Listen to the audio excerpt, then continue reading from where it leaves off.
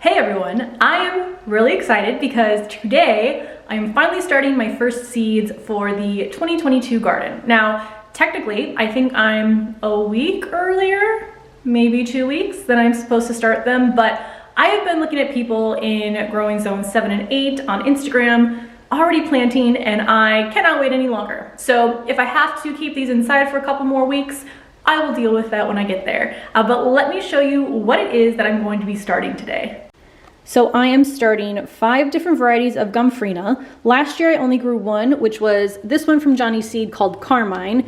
I've added 3 more varieties from Johnny's Seed. I have purple, orange, purple, pink, and orange. This pink is a light pink compared to Carmine, which was a more vibrant fuchsia. And then I've added a variety from Baker's Creek called Strawberry Fields, which is this very bright red color. Now, I did this one last year, and I feel like I had some issues with it coming up. The germination rate wasn't great, or they just took really long. I can't 100% remember what it was, but I noticed that this pack said to soak the seeds. None of these did, and I did not soak them last year. So that is one thing I'm doing differently, is I am soaking the seeds, and I've been letting them soak for just over 24 hours. This packet said 24 to 48. And I'm also going to test some of these not soaking them just in a couple of the seed cells to see if there is a difference. Now, I'd also posted about this on Instagram a few days ago, and the Impatient Gardener, who has a fantastic YouTube channel, said that yes, definitely soak them. So I'm hoping my germination rate is a little bit better. She said it is typical for them to be a bit finicky as well, which is the perfect way to describe them. But I absolutely loved the Gomphrena in my garden last year. It bloomed a little bit later than some of my other annuals, but it lasted until almost the end of the season. And the main reason I want to grow them is to dry the beautiful flowers. So that is why I'm growing 5 different varieties. I'll show you now the other 3 flowers that I'm basically starting just to use up all of the room in my seed tray. Here are the other 3 varieties I'm starting. This one I grew last year, the China Asters, but I didn't put them in a very good location. They were actually behind the Gomphrena and kind of got swallowed up. Strawflower is new to me this year. I've got these because I heard they're also really great for drying. And then also new to me this year is Morning Glory, which I think I mentioned I'm a little bit nervous that it's gonna spread everywhere, but I'm hoping that in my container garden that won't be as much of an issue. I'm not starting as many of these as I'm starting of the Gomphrena, but I am just gonna use them again to fill up the empty cells. Okay, let me show you the seed starting trays that I'm using.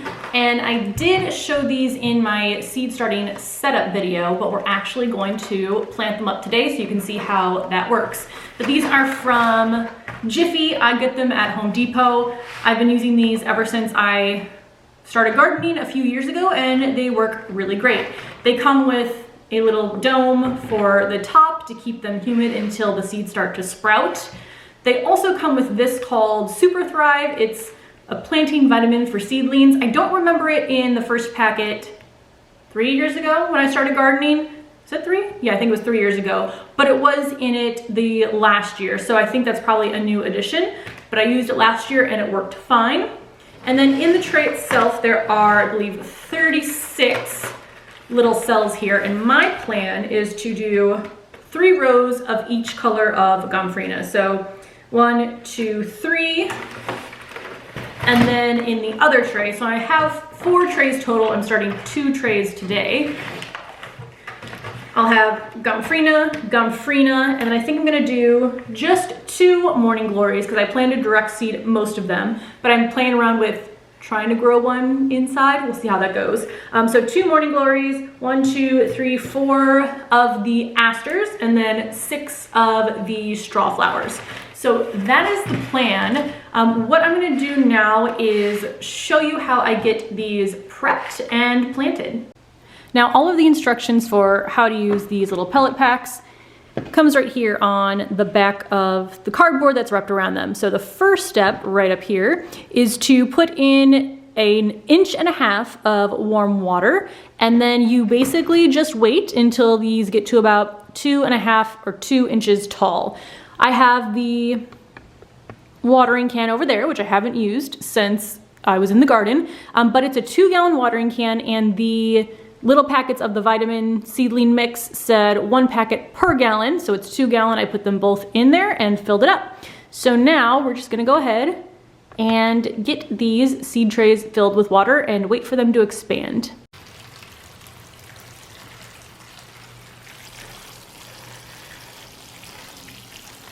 While we wait for these to expand, which I'm trying to remember how long it took, but I feel like it took a bit of time last year. But what I'm gonna do in the meantime is I'm gonna go ahead and drain the little cups that I have of the Gomphrena seeds that are soaking. And because of all the strainers that I have, their holes are too big and they would fall through, I just like layer a paper towel, dump it in, the water goes through the paper towel, and the seeds stay on top. I could just try to carefully like tip it in the sink and drain it, but I always find I lose a couple seeds that way, and I love these so much.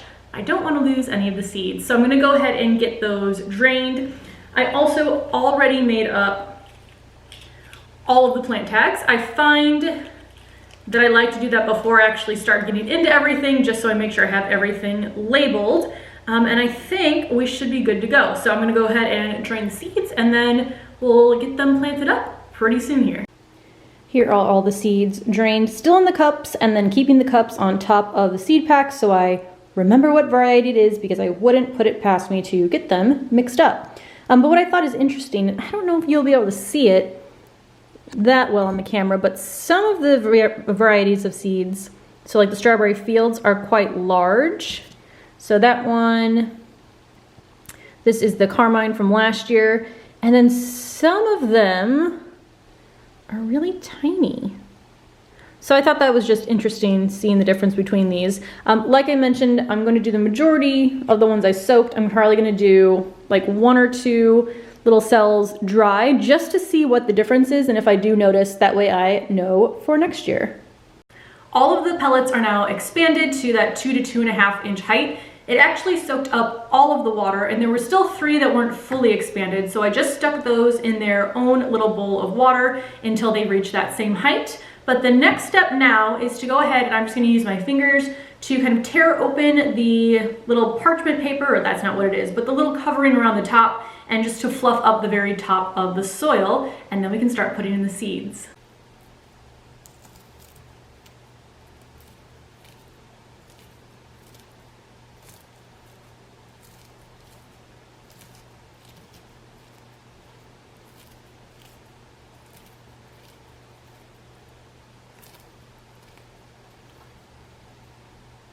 We're now ready to plant, and I'm gonna do all of the Gomphrena first. Now you always wanna make sure you read the seed packet to see if there's anything specific that you need to do when you are sowing the seeds. So for example, some you might need to nick some of the seeds, which I have to do with, I think it's the Morning Glory. These, like I mentioned, say to soak, and then some don't actually like to be covered with any of the soil because they need light to germinate. That's not the case with the Gomphrena, so I am just going to get 2 or 3 little seeds per pellet. I'm gonna put them in about 1/8 inch deep and then cover them back up with the peat, so not very deep at all. And then we should be good to go. So I'm getting excited to finally get these first seeds sown.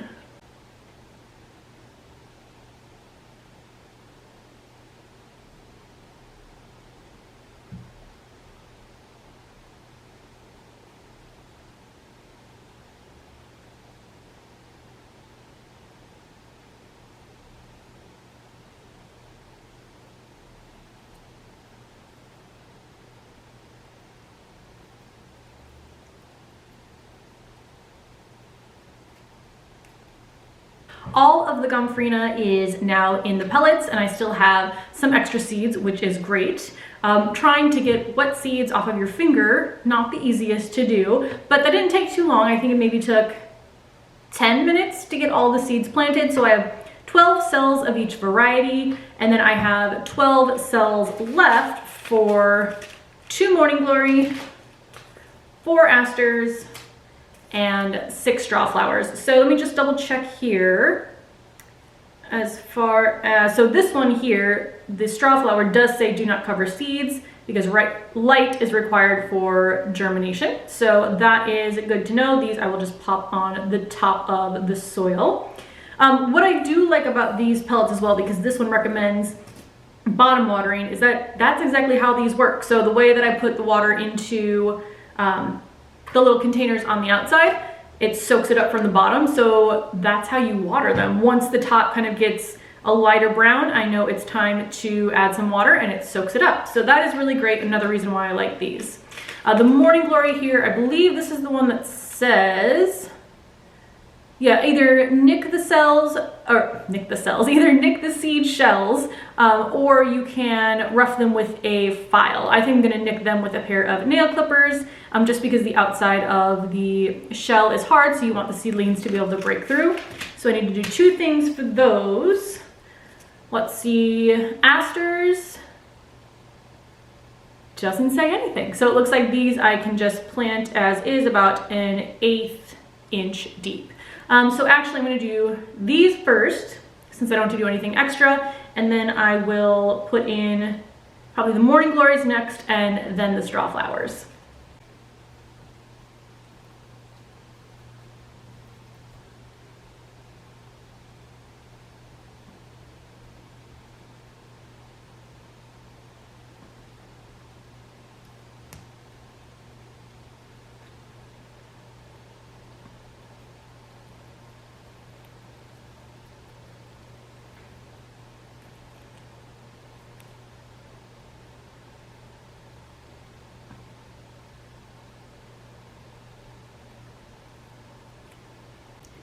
Every seed is now sown. I don't know if you can kind of see little straw flower seeds. They are so tiny, and I have so many, so I'm definitely gonna sow some more directly outside, but I'm gonna leave those uncovered. And then the last thing I'm gonna do is just give a very, well, actually not the last thing. The next thing I'm gonna do is give a very light spray with a spray bottle across the top, just because since they are soaking up water from the bottom, I wanna make sure the top, since the seeds are so close to the top, is also moist enough for germination. So I'm gonna lightly mist, and then I'm gonna put some vermiculite on top.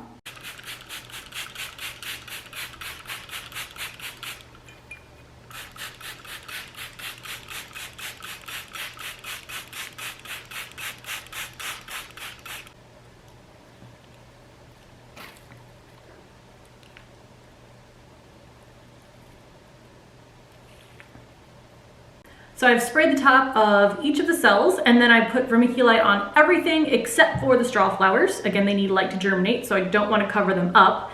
And the reason I put vermiculite on the top is because Garden Answer told me to do so. And I basically do whatever she recommends. But the reason behind that is vermiculite can help control the moisture level for the seedlings, but also it does help to ward off the fungus that causes dampening off, which when I first started seeds in 2019, I didn't put vermiculite on them. I don't think I knew what vermiculite was. And I did have some seedlings that did dampen off. Last year, I put vermiculite on, and I didn't have any issues with that. So again, one time trying each isn't enough to say yes for sure, that's why. But if it worked last time, I'm gonna do it again this time. So now the last thing, I think, let me double check the instructions in case I'm missing something important. Yeah, no, we're good.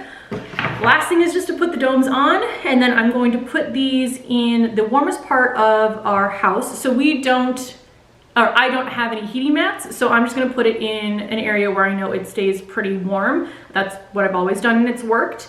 And I'm gonna keep them out of direct sunlight. So you don't wanna put them in direct sunlight until they start to sprout. In my case, I think I'm gonna do these two and test them underneath the grow lights over there, and then test the other flowers I start later using the sunlight from the windows. But I guess it's time to cover them up now. I can't believe I have seed sown.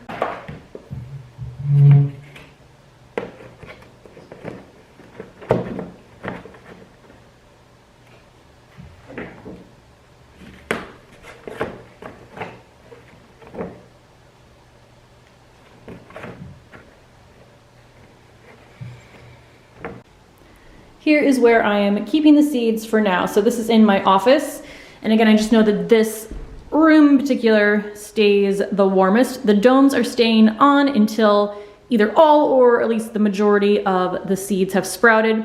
then I will take the domes off completely and put them underneath the grow light. I'm also going to check on them every day because I don't want it to get too much humidity. So if it looks like it's getting too much, I can just kind of turn the lid a little bit and let a little bit of airflow in there.